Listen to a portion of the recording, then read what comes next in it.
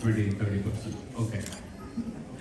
So to understand Paryaya, I'll just take a few minutes. To understand Paryaya, we need to know the worshipped, the worshipper, and you.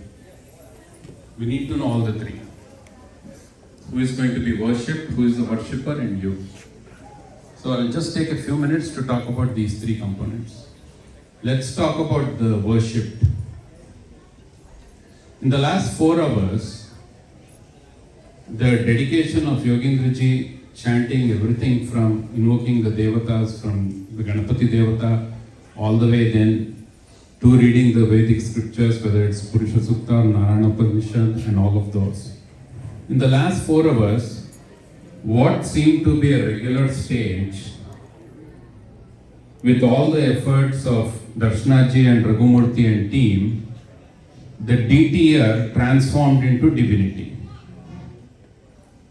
And that didn't happen just because he was reciting it, it also happened because you instilled faith in this.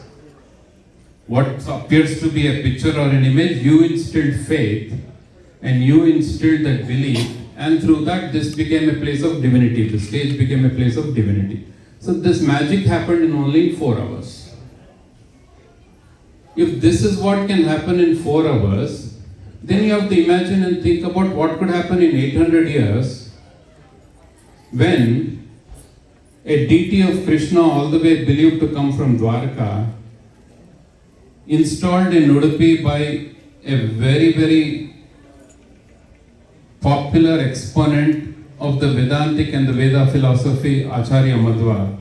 When that installation happened, and the same type of belief and divinity is being expressed, and millions are expressing faith and instilling faith in that deity for 800 years, just think about what type of magic could happen there.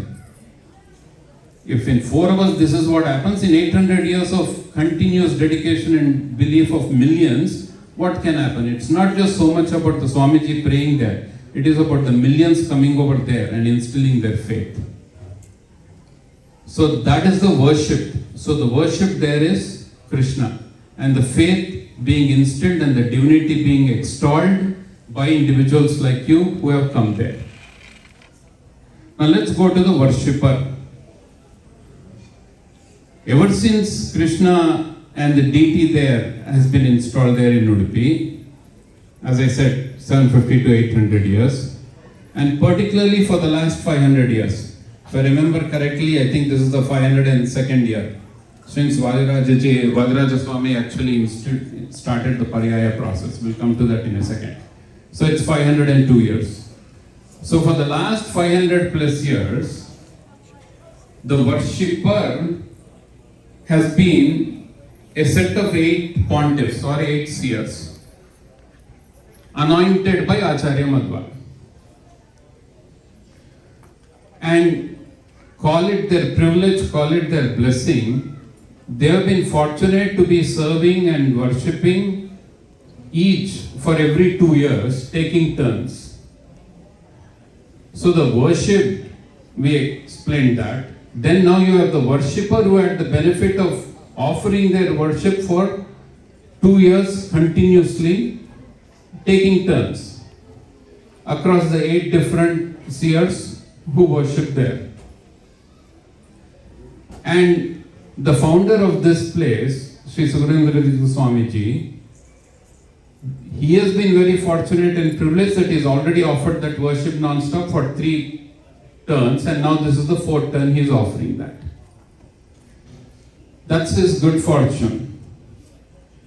So you have the worship and the worshipper who are now taking care of it. But actually more important than the good fortune of Swamiji is actually your fortune. I'll tell you why. Whether you are there or not, he will anyway continue worshipping. He will get his turn, he will worship.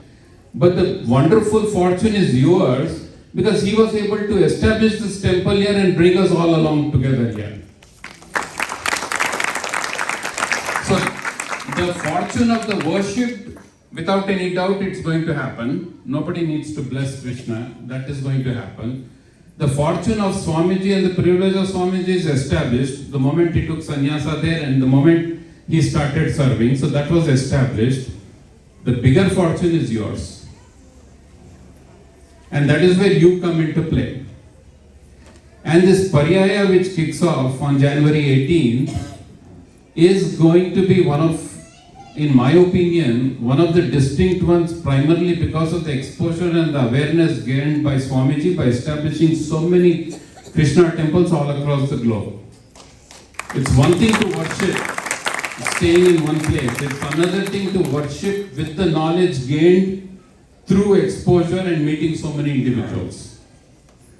So this happens to be an opportunity where next year we all can go. You all can definitely visit. The rest 70% who have not visited to Udupi, they can definitely visit. And when you go there, they may ask you, where did you come from? You can absolutely say you come from the garden state of New Jersey, where unfortunately not many gardens are left. But there is one garden called Krishna Vrindavana thriving, and you come from that place. Krishna Arpanamastu.